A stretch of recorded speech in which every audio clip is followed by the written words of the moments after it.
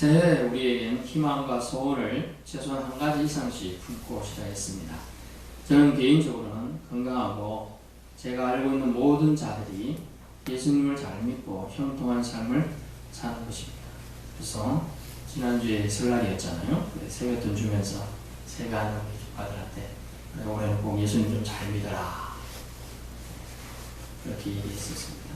또 믿지 않는 애들도 어떻게 네 라고 대답하더라고요. 근데 이제 잘 믿기로 기도하기로 하면 이제 되는구나 하는 생각했습니다.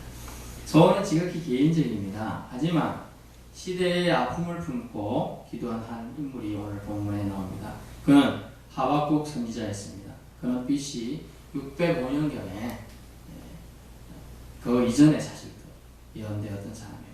그는 바벨론을 통한 이스라엘 즉 유다를 징계하신다는 예언과 그 바벨론에게 또한 심판을 하시겠다는 소문, 표현의 계시의 말씀이죠. 리빌레이션을 듣고 놀랐습니다. 이 놀랐다는 건 당황했다는 말이 아니고요. 경외하게 되었다는 뜻으로 해석됩니다. 어느 누가 자기 민족을 멸하시고 징계한다는 소문, 즉 계시의 말씀을 들었을 때 좋아하겠습니까? 하박국 역시 주님께 오늘 기도를 드리면서 그 내용이 나오는데요. 사실은 그런 징계를 하지 말아라라는 요청했지만 거절당하죠. 그때 어떻게 믿음의 사람들은 반응하는가를 오늘 본문에 하박국의 기도 속에서 우리가 찾아볼 수 있기를 바랍니다. 그럼에도 불구하고 하나님의 뜻은 확고하고 세워져야 한다는 것이 오늘 기도 속에서 나타나고 있습니다. 첫 번째 그의 기도의 내용은 무엇입니까? 주의 일을 이 수년 내에 부응하게 하시옵소서입니다. 부응하게 하시옵소서. 우리가 찬양도 이런 찬양 있잖아요. 이 수년 내에 부응케 하시옵소서. 이 수년 내에 나타내시옵소서. 이런 찬양이 있는데 저도 개인적으로 좋아합니다. 주의 일을 수년 내에 부응케 해달라. 즉 빠른 회복을 하라. 결국 뭐냐면 바벨론에서 유다가 멸망할 것이지만 곧 빠르게 회복해달라. 어떻게 보면 이 하박국의 기도를 듣고 우리나라는 36년, 35년 겨우다 이렇게. 유다는 몇 년이었어요? 70년이에요. 70년. 700년이 될 수도 있었겠죠. 이 하박국의 기도를 들어서 주님이 그 세월을 어떻게 보면 단축해내시는 거죠. 그래서 하나님만이 아시니까요. 이 부흥이라는 단어는 히브리어로 하예구라는 단어인데 원래 이 단어는 하야이라는 단어, 하야라는 단어 써봤어요. 하야. 대통령 하야 하세요 이렇게 얘기하는데 하야 안 하고 계시는데 그 하야가 히브리어로 하야라는 단어가 살다, 생명을 가지라는 단어예요. 생명을 가지다. 그래서 하와라는 말을 알 거예요. 하와, 생명을 품고 있는, 생명 품다, 의미다 이런 뜻으로 해석할 수 있는 것이 하타로시다는 단어예요.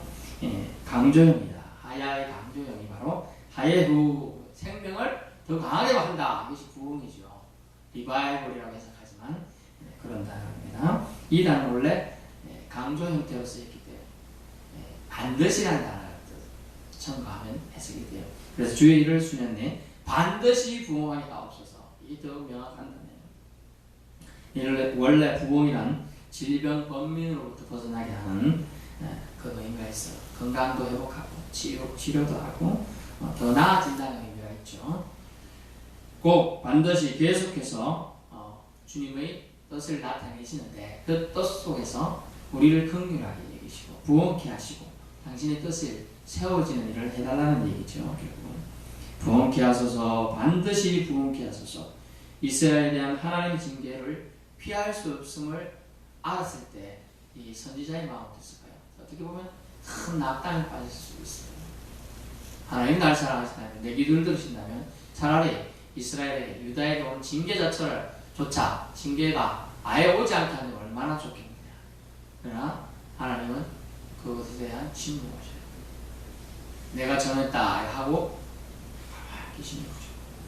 그것은 뭡니까? 하나님이 그 뜻을 돌이키지 않는다.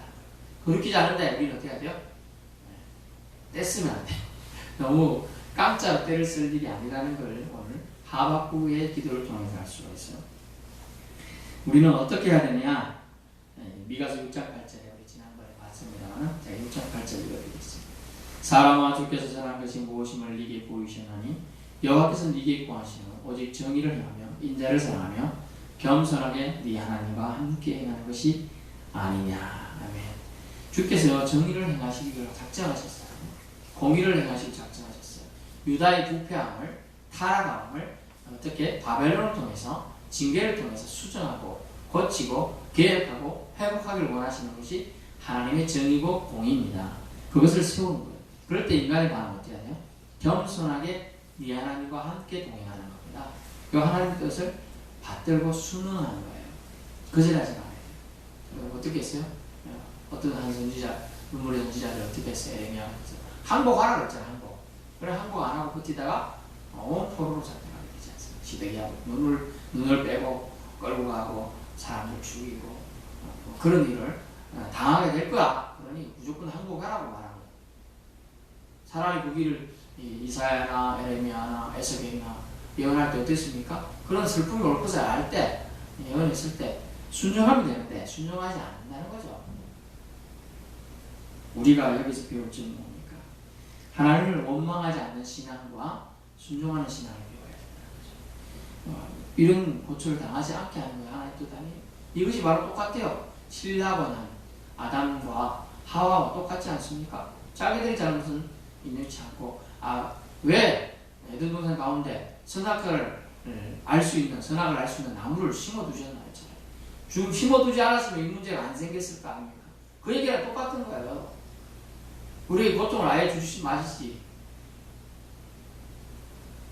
아예 타락하는 마음 품지 않게 차라리 우리의 마음을 노부터처럼 만드셨으면 좋았을 것을. 그런 얘기랑 똑같은 거예요. 하나님이 이스라엘에게, 유다에게 저주와 징계를 채찍을 뒤돌려줄 때 우리는 하나님을 원망하지 않는 신앙이 있어야 된다. 우리는 어때요? 조금만 불편해도, 조금만 배고파도, 조금만 억울해도 불평을 쏟아놓잖아요. 우리 요나를 알 거예요. 요나가 박넝쿨을 자기가 심은 적도 없습니다. 요나가 아무리 좀 머리가 좀 벗겨졌던 모양이죠. 자기야라는 태양빛이 확 쬐니까 너무 뜨거운데 갑자기 어디서 박넓쿨 같은 게 나와가지고 시원하게 갑자기 순식간에 잭과 콩나물처럼 자라가지고 시원하게 해주니까 너무 좋아했어요. 그래서 이거 통화에 가르쳐 주잖아요. 뭐가 갈가먹으니까 싹 죽어버리지. 그러면서 박넝쿨 자기가 심은 적도 없으면서 박넝쿨이 내가 참 죽어가지고 너무나 따갑고 고통스럽습니다 라고 원망하는 게 인간의 모습이에요. 우리가 뭘 해서 얻은 것도 아니면서 해서 얻었다 해도 그걸 겸손해야 되는데 인간의 모습을 얘기하고 있습니다. 그리고 하나님을 원망하지 않는 신앙이 우리에게 있는가라고 묻고 있는 거예요. 이런 상황 속에서도 나라가 멸망한다는 소리를 하나님이 하셨다, 하나님 뜻이다라고 받아들일 수 있어야 한다는 거예요. 그리고 이것은 하나님의 뜻을 겸허히 받아들이는 신앙을 우리에게 요구하고 있는 거죠. 여러분 누가복음 마태복음 26장 42절 말씀을 아실 겁니다. 예수님의 기도인데요. 아버지여, 아버지 원대로 되기를 원하나이다 라고 말했습니다. 예수님도 심지어는 십자가 고난의 길을 피해 가기를 원했습니다. 하지만 아버지의 뜻이 너무 확고함을 통하여 자기가 이 땅에 보내주신 사랑의 결정체인 예수님을 죽여서라도 십자가를 통하여 그 희생을 통하여서라도 인류를 구원하는 것이 하나님 아버지의 뜻임을 알고 아버지의 원대로 되기를 원하라고 순종하는 거죠. 순응하는 모습. 선하신 하나님의 계획을 철저히 신뢰하는 모습을 오늘 우리는 배워야 한다는 것이죠. 우리 짧은 머리와 지식과 이해력으로 이해 안 되어도 받아들이는 신앙이 필요함을 알 수가 있습니다. 말이 많은 시대에 살고 있습니다. 요즘 시대는. 하박국 2장 27절처럼 잠잠할 수 있는 믿음을 우리는 가져야 된다. 오늘 보면 3장인데 2장 27절 보면 오직 여호와는 그 성전에 계시니 온 땅은 그 앞에서 잠잠할지니라 하시니라. 아멘. 하나님의 뜻이 펼쳐지고 하나님의 뜻을 세우시기로 이미 작정하셨다면 그것에 거스르거나 반항하는 것은 사실은 옳지 못한 겁니다. 믿는 자의 바른 태도가 아니에요. 내가 불편하고 내가 힘들고 나에 대한 손해가 끼치더라도 어떻게 해야죠? 받아들여야 한다는 뜻을 알려주고 있는 겁니다. 두 번째 하박국의 기도의 내용은 무엇입니까? 진노 중이라도 긍휼을 잊지 말라. 긍휼을 잊지 말라. 긍휼은 원래 라함이라는 단어예요. 라함. 원래 이 단어는 자궁, 여자의 자궁이나 태를 뜻하는 단어, 레헴과 비슷한 그 어원을 갖고 있는데, 이 단어는 진노 중이라도 긍휼을 잊지 말아라. 우리가 제가 아이들 키울 때는 제대로 잘 앉지 않습니까? 처음에는 애들이 태어나면 분간은 몸을 잘 못 가누고 특히 목을 잘 못 가눕니다. 그래서 목을 받쳐서 이렇게 안아야 돼요. 근데 제일 처음에 제가 초짜 아빠 할 때는 어때요? 어찌 안아야 될지 부담이 되는 거예요. 한번 안아보세요. 예, 그거 이쯤에 부담이 되고 어쩔 줄 모르죠. 그럼 제일 먼저 뭐라 합니까? 손부터 씻고 오세요. 그래서 손부터 씻고 오면 목을 이렇게 받쳐서 안아야 됩니다. 라고 얘기해 줍니다. 예, 그렇죠. 이 긍휼이라는 단어를 레헴에서 만나는 뭐냐면 조심스럽게 보살피는, 자비를 아끼지 않는다. 조심스럽게 보살피면서 자비를 아끼지 않는다가 이 긍휼이라는 말이에요. 우리가 아이가 이거 조심스럽자, 이거 너무 고개 꺾이면 또 머리가 이상, 또 허리 척추 이상할까, 발도 안 피는 애를 이렇게 있는 애를 아닙니다. 이게 자궁이라는 자궁 속에 있고 애들이 어떻게 있어요? 웅크리고 있단 말이에요. 웅크리고 조심스럽게 보호해야 돼요. 그런 표현이에요. 그래서 조심스럽게 보살피며 자비를 아끼지 않고 사랑하는 상태가 바로 레헴이라는 상태고, 그 상태가 긍휼이라는 단어예요. 그래서 긍휼을 하려면 어떻게 해야 돼요? 조심스럽게 살펴봐야 돼요. 조심스럽게 자비를 행해야 돼요. 거두를 이렇게 완전히 주님이 우리에 대한 사랑을 걷어가는 게 아니에요. 이 긍휼. 우리가 자식을 말 안 될 때 해초리를 때리기도 합니다만, 저도 뭐 거의 때리고 본 적은 없습니다. 일단 그렇게 할 때 때리고 나서 나중에 이렇게 뭐 종아리나 상처나 발라주기도 하고 엉덩이 발라주고 그런 겁니다. 그런 그 긍휼을 때리면서도 이 자식이 잘 되길 바라면서 저희 부친 얘기를 더 합니다. 때리면서 네 잘 되라고 때리는 거야 이러는데 저는 안 때려도 잘 될 수 있는데 그런 마음을 항상 가지고 있었습니다. 우리 쪼가리보다는 이걸 때리더라고요. 그래서 제가 사고 칠 때마다 맞았는데 안 때려도 잘할 수 있습니다. 말을 입속에서 나오는데 말을 못해서 더 맞을까봐 그랬어요. 이게 뭐냐면 조심스럽게 부모가 자식을 징계하듯이 그런 징계의 눈으로 우리를 봐달라는 거예요. 완전히 미워가지고 죽길 바라서 때리는 부모는 없단 말이에요. 잘 되길 바라요. 그래서 진노 중에라도 하나님이 진노하실 때라도 긍휼을 잊지 말아 주십시오 라고 기도하고 있다는 거예요. 여호와 하나님의 진노와 심판을 돌이킬 수 없음을 알았던 고독한 예언자 하박국은 여기서 포기하지 않고 매달리게 됩니다. 기도로 나아가는 거죠. 마태복음 6장 9절을 잠시 보면요. 마태복음 6장 9절. 그러므로 너희는 이렇게 기도하라. 하늘에 계신 우리 아버지여, 이름이 거룩히 여김을 받으시오며. 아멘. 기도로 나아가야 된다는 거죠. 자신의 백성을 행한 진노를 통한 징계의 채찍을 휘두르시더라도 긍휼을 잊지 말아달라고 간절히 호소하며 기도로 나아간다는 거예요. 기도로 나아가는 거예요. 기도가 중요해요. 우리는 기도를 해야 되는데 지역적인 기도, 미시, 우리 경제학 공부하신 분처럼 예전에 고시 공부를 해봤는데 미시경제, 거시경제 이런 걸 봤는데 어렵더라고요. 경제학 원론은 좀 쉬운데 더 단계 나아가니까 좀 더 어렵더라고요. 미시적인 것, 지역적인 것에 국한돼서 기도하고 다 분건 아닙니다. 하지만 하나님은 거시적인 안목에서 큰 기도를 하는 믿음의 사람들이 더 원하시고 있어요. 그러면 작은 거는 자동적으로 하나님 알아서 챙겨주신다. 그게 뭡니까? 마태복음 나오는 거. 먼저 그 나라와 그 일을 구하라는 거예요. 그러면 하나님께서 알아서 나머지는 챙겨주는 거예요. 우리는 내일 시험 잘 보십시오. 지금 돈이 없는데 하늘에서 한 100만 원만 이렇게 해달라 기도할 수 있는 이 지역적인 거예요. 그러나 하나님께서 이 나라 전체가 잘 살게 축복해 주십시오. 비도 공평하게 오게 해주십시오. 햇빛도 적당량에 쪼이게 해주십시오. 이런 거의 기도가 더 큰 기도라는 거죠. 그러므로 오늘 진노를 통한 징계의 채찍 속에도 긍휼을 잊지 말라는 간절한 그의 기도가 어떻게 보면 바벨론 포로 생활을 단축하는, 그래도 어느 정도의 호소는 되지 않았나 추측해 봅니다. 그것도 조심스럽게 추측해 보죠. 여러분, 아무런 연고 없던 소돔과 고모라를 향한 아브라함의 간구가 기억나시나요? 물론 롯이 그랬지만 롯은 자기 친자식이 아니잖아요. 조카예요. 건너예요. 건너가 되게 무섭거든요. 여러분, 건너가 어제 TV에서 하더라고요. 제가 하루에 한두 시간까지 많은데 한번 토요일에 한 번씩 쉬면서 봅니다. 뭐라고 하느냐. 자, 부부가 있고 자식이 있습니다. 그러면 내가 멋있어, 자식이 멋있어. 대부분의 아내들은 자식이 멋있다고 해요. 왜냐면 자식은 자기가 낳거든요. 남편은 다른 사람 자식을. 그러니까 그 차이가 있는 거예요. 사실 따져보면 뭐 나의 조건 아니에요. 그런데 어땠어요?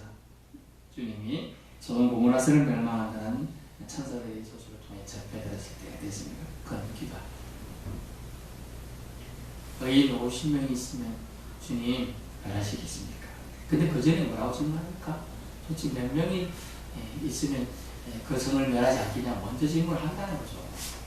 우리는 의인 50명도 생각하는데 그 전에 그가 그런 마음을 품지 않고 그런 질문 자체를 하지 않습니다. 의인들이 있어도 멸망시키실 겁니까? 라고 질문합니다. 그는 소돔 고모라 성을 향한 그 부패와 타락의 최악의 극치를 달리는 그것을 멸망하는 걸 내심적으로 원하지 않았을까요? 원했을 겁니다. 하지만 심령으로는 그랬어도 정녕 하나님의 뜻을 알고 있다. 아브라함이 일부러 안 자라 그냥 바로 가서 멸망하면 되죠. 그거 뭐를 일부러 그리 지나가가지고 만날 필요가 없는 거예요. 아브라함이 어떤 사람인가를 테스트하는 측면도 들어가 있는 거죠. 이가 아브라함이 기도하는 사람인가? 내가 정녕 아브라함을 선택했는데 창세기 12장에 정말 그런 인물이 될 수 있는가를 본 거예요. 기도의 사람으로 그를 세워가고 있는 거예요. 만드는 거죠. 우리 처음부터 아이가 태어나서 처음부터 퍼펙트한 사람이 아니지 않습니까? 조금씩 교육과 훈련으로 단단해져 가는 겁니다. 그래서 50명이 있어도 멸망하고 40명이 있어도 30명이 있어도 20명이 있어도 10명이 있어도 5명이 있어도 했으면 됐을지 모르겠네요. 하지만 멸망이 멸할 수 있습니다. 결국은 그래서 멸망하게 되죠. 하물며 동족 이스라엘 백성 하나님 백성을 멸망하고 심판한다. 또 노예 생활에 처하게 할 거라는 걸 알았을 때 주의 긍휼하심만 있다면, 그럼에도 불구하고 하나님의 긍휼하심만 있다면 이스라엘은 유다는 회복될 거라는 걸 하박국 선생은 알았습니다. 그래서 그는 완전히 멸망시키는 것이 하나님의 뜻이 아님을 알고 그는 기도한 겁니다. 그러기에 그는 자비를 베풀어 달라고 하고 있어요. 이 긍휼이라는 단어는 헤세드라고 했습니다. 헤세드, 자비, 긍휼, 매햄 이런 단어를 같이 쓸 수 있는 단어죠. 그럼을 통하여 뭐라고 말하고 있습니다. 결국은 주님이 바로 자비의 하나님임을, 긍휼의 하나님을 나타내 보여달라고 말하고 있는 거예요. 어떻게 보면 참 호소기도 하지만 하나님의 그 속성, 하나님의 사랑의 속성을 잘 이렇게 알고서 이렇게 하는 거예요, 사실은. 그러니까 자녀가 참 똑똑한 자녀는 어떤 자녀예요? 아빠가 이런 말 할 줄 잘 알고 말하는 자녀예요. 아빠가 이런 말 하면 좋아할 줄 알고 말하는 자녀에게 뭐 어때요? 뭐든지 주고 싶은 거예요. 얘가 이렇게 이쁘게 말하네? 주고 싶은 거예요. 그런 걸 알고 있는 거죠. 그것을 알고 그는 간구했습니다. 그래서 그는 주님께 자비를 베풀어달라, 긍휼을 베풀어달라고 말했습니다. 여호와 하나님은 공의의 하나님이시지만 자비도 우리에게 허락하실 수 있음을 그는 알고 있었습니다. 우리도 주의 긍휼하심이 있기에 의롭다 함을 받았고요. 또한 이 땅에 발을 딛고 살고 있습니다. 우리가 발을 딛고 살고 있습니다. 마지막으로 하박국의 기도의 내용 속에서 우리는 또 하나를 발견할 수 있는데요. 놓치지 말아야 되는 그것은 하나님의 탁월하심에 대한 찬양의 기도였다는 거예요. 저도 이게 잘 안 되는데, 제가 이제 신학교 다닐 때 한 저보다 한 7, 8년 어린 후배 지금 목사님이신데 우리 목사님 그러더라고요. 제가 궁금한 형, 제가 여기서 공부 몇 년 한 줄 아세요? 몇 년 했는데 10년이 넘었어요. 너 이 학교에서 돈 엄청 갖다 줬구나. 그래, 왜, 뭐 때문에 그러고 있냐. 그러면서 그 이해를 하는데 그것을 다 들어줄 수가 없죠. 1박 2일도 그렇게 계속 얘기하시는 거예요. 그러면서 그가 하는 얘기가 하나 있었습니다. 형, 기도할 때 어떻게 기도하세요? 나는 그냥 본질적으로 바쁘니까 기도실이 있었거든요. 기도실도 어디가 안에 본론만 하고 나오는데 그러면 좀 안 좋고요. 아무리 바쁘다고 먼저 찬양 기도를 좀 하시면 좋습니다. 하나님을 찬양하는 것이 우리 본질적인 목적이니까 찬양 기도를 먼저 하셔서 하나님과의 관계와 하나님과의 이 만남이 기쁘다는 걸 먼저 전하고 그 다음에 본질적인 우리가 뭐 해달라 하는 간구 기도를 하는 게 좋을 것 같습니다. 라고 얘기합니다. 그것도 일리가 있는 것 같아요. 저는 사실 그렇게 하지 못했거든요. 기도하면 그냥 와가지고 주님 오늘 이런 누가 아프다고 하면 나 빨리 고쳐주십시오. 주님 오늘 뭐가 필요하면 이렇게 하는 건 하나님 들어주십시오. 물론 들어주셔요. 그렇지만 하나님의 탁월하심에 대한 찬양 기도를 오늘 하박국 선지자가 하고 있음을 우리는 놓치지 말아야 됩니다. 하나님 탁월하심은 어떻게 나타났죠? 영광이 하늘을 덮었다라고 표현하고 있고요. 찬송이 세계에 가득하다라고 말하고 있고요. 또한 광명이 햇빛 같다 4절. 또 그 권능이 손이 감춰졌다. 손에 감춰. 역병이 앞에서 행하고 발밑에서 불덩이가 일어나고 또 그분이 주님이 서셨고 보셨고 땅이 진동하고 열국이 전율하고 영원한 산들이 무너진다.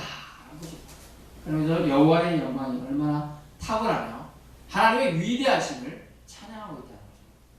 그것을 통하여 그의 기도가 완성되고 있어요. 여러분, 자기를 높여주는 사람, 우리가 세상적인 표현은 뭐라고 합니까? 아첨이라고 표현하고 있는데 그래서 어떤 사람은 그러더라고요. 네가 능력이 부족하느냐? 이걸 잘해라? 이걸 나쁜 데만 생각할 거 아니야? 왜냐? 그래서 사람의 마음 부드럽게 한다. 저기 간사하게 보이는 것은 간사하게 하고 일은 안 하는 거잖아요. 그런데 일을 하는데 인정 못 받고 있냐? 이것도 해라. 하나님이 탁월하신 찬양은 하나님의 마음을 하나님께 높여주고 있는가 확인하는 거예요. 사실은 우리가 믿는 신자라면 하나님을 높여드리는 것이 가장 우선적인 일이에요. 예배가 뭡니까? 아바드가 뭡니까? 제가 행동으로 보여드릴게요. 이렇게 하나님을 올려 눈썹까지 올려드립니다. 예배하는 올려드립니다. 우리가 하나님을 그만큼 높여드리고 있나요? 좋은 자리에 앉아가지고 그냥 이따가 가는 그런 것이 예배가 아니라는 거죠. 정말 하나님을 높여드릴 수 있는 것, 그것이 기도가 되어야 된다. 찬양이 되어야 된다. 그 찬양 기도를 오늘 하박국을 통해서 우리에게 알려주고 있습니다. 그것이 하나님의 선한 뜻입니다. 성자 우리가 갈급합니까? 그렇다면 하나님을 더 높여주셔야 돼요. 더 하나님을 찬양해야 돼요. 하루 중에 한 번이라도 찬양 제대로 하셔요? 제가 작년부터 결심한 거 작지만 하고 실천하고 있는데 쉽지 않습니다. 매 하루에 시작하기 전에 찬양을 두고 가고 합니다. 옆에 혼자 앉아가지고 어떤 데 기타 잘 안 잡혀가지고 잘 안 될 때도 있는데 두고 하기도 하고 그냥 하기도 하고 두고 항상 하고 시작하는 거예요. 찬양의 기도를 통해 기도하시고 시작해보라는 거죠. 하나님이 탁월하시는 찬양의 기도는 하나님의 마음을 우리에게 향하게 합니다. 우리의 기도를 들어주시게 하는 통로가 된다는 거죠. 오늘 말씀의 교훈입니다. 첫 번째는 우리는 애국심을 회복해야 한다. 애국심. 그것은 기도를 심는 것입니다. 나라가 잘못돼가고 있다. 어제 우리 전도할 때 어떤 분이 옆에 와서 계속 나라가 잘못돼가고 있다. 한참 걱정하고 계시던데 믿지는 않는 것들하고 말하는 톤으로는 뭐냐면 기도를 심어야 돼요. 우리는 믿는 자라면 기도를 심어야 됩니다. 나라가 평안하기 위해서 기도해야 돼요. 그래야 우리가 신자들 믿음 생활 바르게 할 수 있거든요. 하박국처럼 애끓는 애끓는 심정으로 나라를 위해 기도해 본 적이 있나요? 나라를 위해서 여러분 눈물 진짜 흘려본 적 있어요? 저는 우리 민족의 지도자, 종교의 지도자 하면 그때 하나님의 부름 받고 진짜 눈물이 나더라고요. 제가 이틀 3일 울었습니다. 기도실에 가서. 진짜 그분이 예언이라고 좀 그렇게 그분의 생전의 설교 말씀 중에 자기가 돌아가고 나면 이 나라가 힘들어질 거라는 얘기를 했거든요. 치료가 아주 힘들었어요. 정치가 힘들고 심지어 교회마다 무너진 교회들이 많이 올 거라고 했는데 그대로 되고 있어요. 지금. 여러분 나라를 위해서 애끓는 심정으로 다시 기도하는 우리의 기도의 손을 모아봅시다. 여러분이 막연할지라도 그 기도가 나라를 구할 수 있음을 믿으실 수 있기 바랍니다. 기도의 지경을 넓혀보는 시간이 되어야 합니다. 두 번째는 내 뜻과 맞지 않을 때 하나님의 뜻을 받아들이고 순종하는 것은 신앙인의 바른 자세라는 것이죠. 하나님의 선하심을 믿는 자는 이해가 되지 않더라도 순응합니다. 그것을 통한 하나님의 일하심을 더욱 기대하게 되기 때문이죠. 오히려 하나님께 대항하고 원망을 쏟아붓는 것이 아니라 하나님의 선하심을 기대하는 우리가 되어야 한다는 것이죠. 세 번째 마지막으로 긴급하고 응급한 일이나 기도 제목이 있더라도 기도 요새에 찬양이 꼭 포함되어야 된다는 것이죠. 하나님의 위대하심에 대한 찬양을 드리고 있음을 오늘 하박국을 통하여 우리에게 알려줍니다. 주님을 높이는 일, 하나님께 영광 돌리는 일은 때를 얻든지 못 얻든지 인생이 해야 할 마땅한 몫이라는 것이죠. 기도하겠습니다. 주님 감사합니다.